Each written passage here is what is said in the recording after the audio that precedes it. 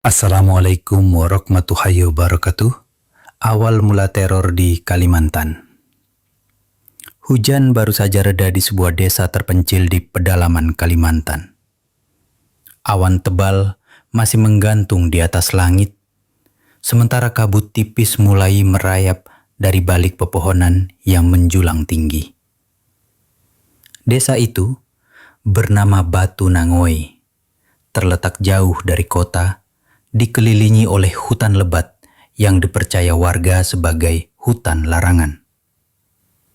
Bagi para tetua, hutan itu bukan sekadar tempat tinggal hewan liar, melainkan tempat berkumpulnya makhluk gaib penjaga alam. Namun pagi itu tidak seperti biasa. Warga mulai resah karena ternak mereka, ayam, kambing, bahkan satu ekor sapi menghilang secara misterius. Tidak ada jejak pencuri, tak ada suara gaduh, hanya bekas seretan tanah panjang menuju dalam hutan. Seolah sesuatu yang besar menyeret mangsanya ke kegelapan. "Ini sudah ketiga kalinya dalam seminggu, Pak," ujar Leman, seorang petani tua yang wajahnya penuh guratan gelisah. "Kalau ini terus terjadi, kami takkan punya apa-apa lagi." Kepala desa, Pak Hasan, mencoba menenangkan warga. Tapi dalam hatinya, ia menyimpan rasa takut. 3 malam terakhir, ia juga mendengar suara gemeretak aneh dari arah hutan. Suara itu tak seperti angin atau pohon tumbang. Suara itu seperti desisan, panjang dan dalam, seperti napas raksasa yang tengah mengintai. Pada sore harinya, seorang bocah bernama Dika hampir celaka. Saat ia pergi ke hutan kecil di tepi desa untuk mencari ranting kering, ia melihat sesuatu yang membuat darahnya membeku. Dari balik semak-semak tinggi, muncul kepala ular berwarna hitam legam sebesar ember cat, dengan lidah bercabang yang menjulur dan mata merah menyala. Tubuhnya seolah tak ada ujung, merayap perlahan, membuat dedaunan berguguran hanya dengan gesekan kulitnya yang kasar. Dika menahan napas. Ia tak bisa bergerak, kakinya lumpuh karena takut. Tapi sebelum ular itu menyadari keberadaannya, sebuah ranting besar jatuh dari atas pohon, membuat ular itu menghentikan gerakannya, lalu perlahan menghilang ke balik akar pohon besar. Dika lari sekuat tenaga, menangis, menjerit, hingga terjatuh di depan rumah salah satu warga. Warga berkumpul, ibunya menangis. Tapi cerita Dika membuat suasana desa berubah drastis. Mereka percaya ini bukan ular biasa. "Aku lihat matanya merah, badannya besar banget, kayak tiang listrik," Dika menjelaskan dengan suara bergetar. "Aku kira aku bakal dimakan." Malam itu tidak ada satupun warga yang berani keluar rumah. Lampu-lampu dipadamkan lebih cepat dari biasanya. Anjing-anjing peliharaan menggonggong ke arah hutan tanpa henti. Angin berhembus kencang, membawa aroma lembab bercampur lumpur. Dari kejauhan, suara desisan panjang terdengar lagi. Lebih dekat, lebih jelas, seolah mengintai mereka satu persatu. Keesokan paginya, satu berita mengguncang seluruh desa. Mak Itam, kambing terbesar milik Pak Rauf, ditemukan hanya tinggal tulangnya. Dalam posisi seperti dililit sesuatu yang sangat besar. Bekas gesekan kulit kasar terlihat jelas di tanah. Dan di sekelilingnya, jejak memanjang seperti tubuh raksasa yang melata ke arah hutan. Warga panik. Rasa takut berubah jadi amarah. "Sudah cukup! Kita tak bisa diam saja!" teriak seorang warga muda. Akhirnya sebuah keputusan diambil. Kepala desa mengumpulkan beberapa pemuda pemberani, termasuk Pak Giman, seorang pawang ular tua yang dikenal bisa berkomunikasi dengan makhluk hutan. "Kalau benar itu ular seperti yang kau bilang," ucap Pak Giman, "itu bukan ular biasa. Itu mungkin penjaga hutan. Atau mungkin sesuatu yang bangun karena kita telah melanggar batas." Tim pencari pun dibentuk. Mereka membawa tombak, jaring besar, kamera ponsel, dan semangat yang bercampur antara takut dan marah. Perjalanan menuju dalam hutan pun dimulai. Tapi yang tak mereka tahu adalah apa yang menunggu mereka jauh di kedalaman rimba. Bukan hanya sekadar seekor ular. Ia adalah makhluk yang telah tidur selama puluhan tahun. Dan kini, ia bangun. Penyisiran dan penangkapan di jantung hutan Kalimantan.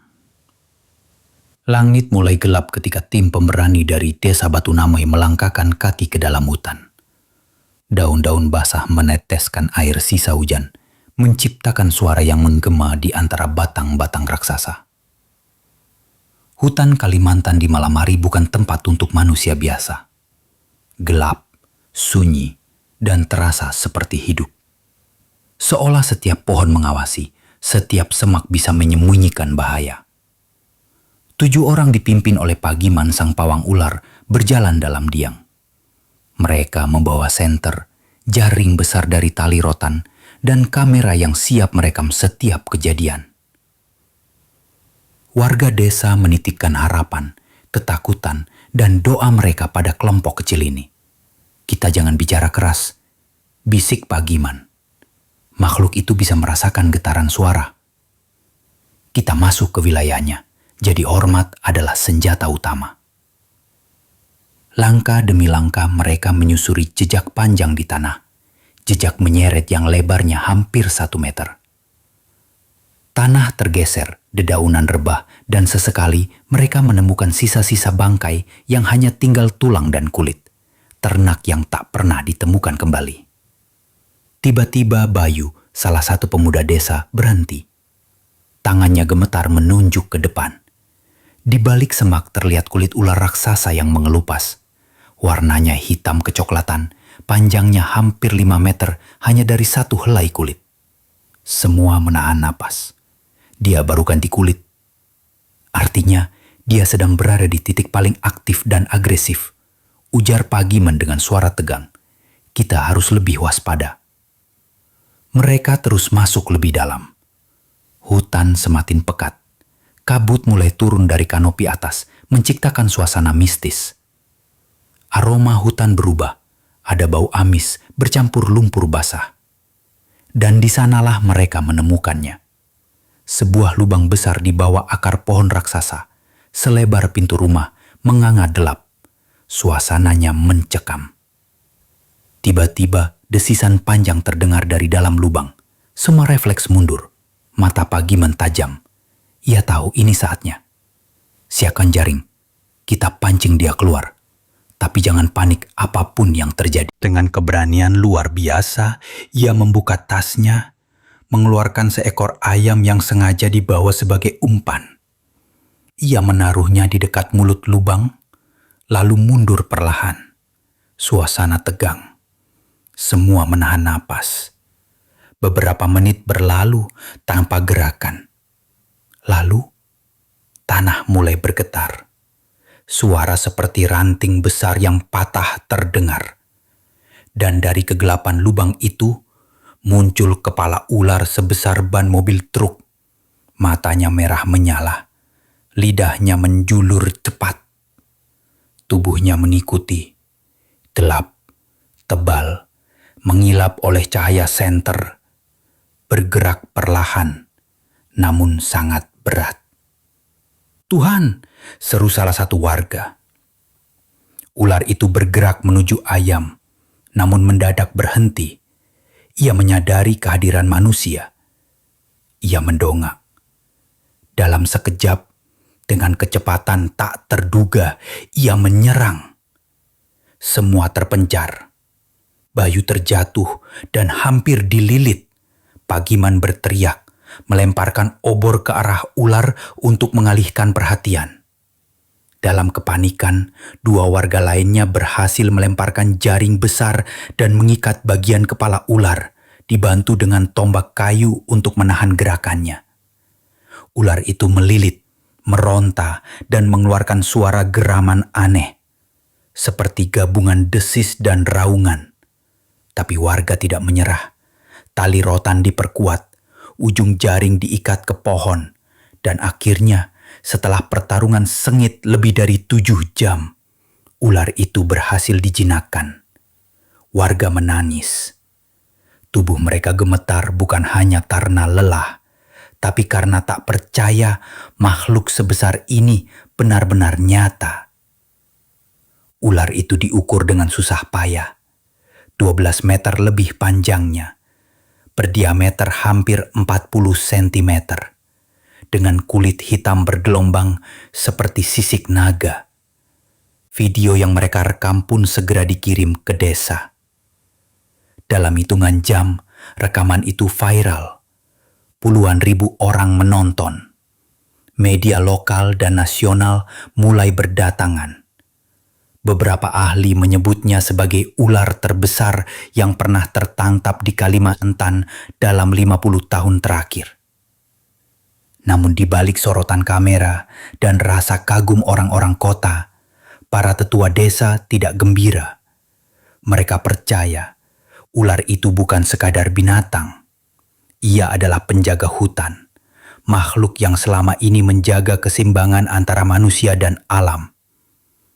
Pak Giman diam. Ia hanya menatap mata ular itu yang kini tertutup, seolah mengirim pesan bahwa ini belum akhir. Keputusan terakhir dan warisan hutan. Matahari pagi menyinari desa Batu Nangoy dengan sinar kemasan yang hangat. Tapi suasana desa tidak seperti biasanya. Tidak ada tawa anak-anak. Tidak ada suara alat pertanian. Tidak ada aktivitas di ladang. Semua perhatian tertuju pada satu hal. Ular raksasa yang kini terbaring lemas di tengah lapangan desa, diikat dengan tali rotan yang besar dan kuat. Media datang. Wartawan berdatangan membawa kamera. Drone terbang di atas kepala. Video penangkapan semalam telah menjadi berita utama di seluruh negeri. Judul-judul seperti "Monster Kalimantan tertangkap hidup" dan "Ular 12 meter gegerkan Indonesia" menghiasi layar ponsel dan televisi. Namun bagi warga Batu Nangoy, sorotan media tak berarti apa-apa. Di balik semua kemegahan itu, mereka menyimpan rasa bersalah. Ada sesuatu dalam tatapan mata ular itu yang tak bisa dijelaskan dengan logika. Ular itu tidak sekedar liar, ia seolah mengerti. Seolah sedang menyampaikan pesan diam. Kalian telah melanggar batas. Pak Giman berdiri di hadapan warga dan para wartawan. Ia diam lama sebelum akhirnya angkat bicara. Ini bukan sekadar binatang. Ini penjaga. Aku sudah hidup di desa ini lebih dari 60 tahun. Dan selama itu pula hutan memberi kami hidup, air, tanah, makanan, bahkan perlindungan. Tapi kita mulai serakah. Kita tebang pohon seenaknya. Kita bakar hutan demi lahan. Dan sekarang penjaganya muncul. Beberapa warga menunduk. Mereka teringat pada pembukaan lahan baru di pinggir hutan yang selama ini mereka tahu adalah wilayah pantangan. Namun mereka abaikan demi hasil panen yang lebih besar. Dan mungkin itulah pemicunya. Tiba-tiba, seorang pria dari media menawarkan untuk membawa ular itu ke kota. Ia menjanjikan kompensasi besar. Kami bisa bawa ke kebun binatang nasional. Ular ini akan jadi pameran. Kalian bisa terkenal, desa bisa maju. Tapi Pak Giman menjawab dengan tegas, kami tidak ingin terkenal karena menangkap penjaga. Kami ingin dihormati karena tahu kapan harus berhenti. Malam harinya, warga berkumpul. Sebuah ritual adat dilakukan. Tetua adat membacakan doa-doa kuno, memohon maaf pada alam dan segala penghuninya. Setelah itu, ular dilepaskan. Beberapa warga membantu mengangkat tubuhnya ke atas rakit bambu. Lalu, mendorongnya perlahan ke sungai yang mengalir ke dalam hutan. Dengan gerakan lambat, ular itu bergerak, masuk ke dalam air, lalu menghilang di antara kabut dan pepohonan. Tidak ada suara, tidak ada sorak-sorai, hanya keheningan dan rasa lega yang mendalam. Beberapa hari setelahnya, ternak warga tidak lagi hilang. Suara desisan misterius tak terdengar lagi. Dan lebih mengejutkan, tanah yang dulu mereka bakar mulai tumbuh tunas baru. Seolah hutan memberi mereka kesempatan kedua. Warga berjanji untuk menjaga kembali batas hutan. Lahan yang dulu dirambah dikembalikan. Pohon-pohon ditanam. Sebuah monumen kecil dibangun di tepi hutan bertuliskan, "Kami pernah menantang penjaga, dan kami memilih untuk tunduk pada kebijaksanaannya." Video lengkap dari kejadian itu diunggah ke YouTube. Tapi bukan hanya tentang penangkapan. Video itu menceritakan perjalanan lengkap dari keresahan desa, pertemuan dengan makhluk raksasa, hingga keputusan untuk melepaskan kembali sang penjaga. Dalam waktu singkat, video tersebut menembus jutaan penonton. Komentar membanjiri. Cerita ini seperti film, tapi nyata, merinding. Hormat untuk warga desa yang memilih alam daripada uang. Ini bukan soal ular. Ini soal keseimbangan dan kebijaksanaan. Dan begitulah, sebuah peristiwa yang awalnya menakutkan berubah menjadi pelajaran berharga bagi seluruh negeri. Bahwa di balik lebatnya hutan Kalimantan, ada kisah yang tidak akan pernah ditemukan di kota. Kisah tentang harmoni, tentang penjaga, dan tentang manusia yang akhirnya belajar untuk tunduk. Bukan karena lemah, tapi karena sadar bahwa tidak semuanya bisa dimiliki. Tamat.